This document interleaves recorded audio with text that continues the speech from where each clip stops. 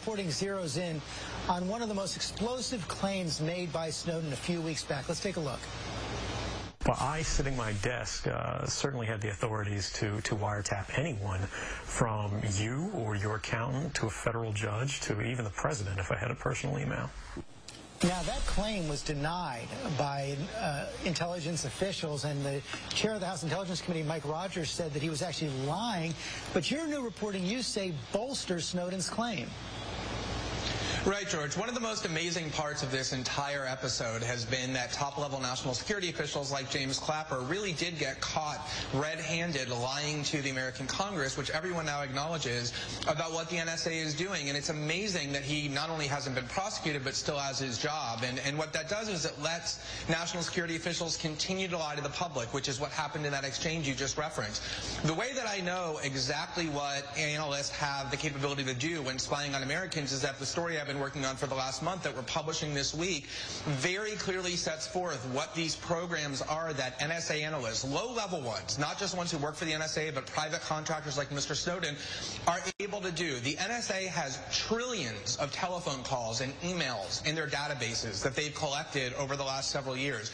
And what these programs are very simple screens, like the ones that supermarket clerks or shipping and receiving clerks use, where all an analyst has to do is enter an email address or an IP address, and it does two things. It searches that database and lets them listen to the calls or read the emails of everything that the NSA has stored, or look at the browsing histories or Google search terms that you've entered, and it also alerts them to any further activity that people connected to that email address or that IP address do in the future. And it's all done with no need to go to a court, with no need to even get supervisor approval from on the part of the analyst. There are legal constraints for how you can spy on Americans. You can't target them without going to the FISA court, but these systems allow analysts to listen to whatever emails they want, whatever telephone calls, browsing history, Microsoft Word documents. It's an incredibly powerful and invasive tool, exactly of the type that Mr. Snowden described. And NSA officials are going to be testifying before the Senate on Wednesday, and I defy them to deny that these programs work exactly as I just said. But do we have any evidence that this capability, pretty explosive capability, any evidence that it was used?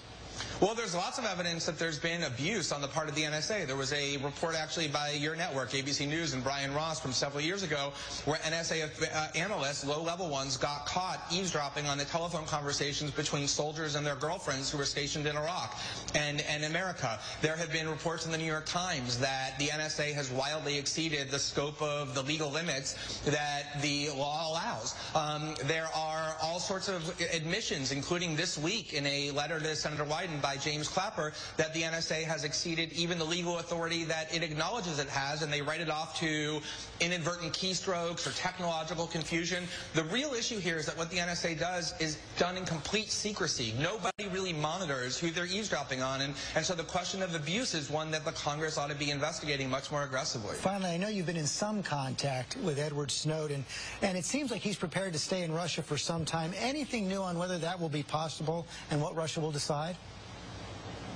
Well, I think that what has happened there is the United States is applying lots of pressure. It's probably at this point just pending, and will pen for at least a few more days, maybe a couple of more weeks before he gets the papers he needs. But I think at this point he's actually happy that there's no news coming out of Russia, because that allows the focus to be where he wants it to be, which is on the revelations about what the NSA is doing, the incredible debate that took place in the House of Representatives this week, where liberals and conservatives joined together to oppose NSA abuses. And so I think he's content with having nothing happen, so that the focus isn't on him, but is on the substance of the revelations that he came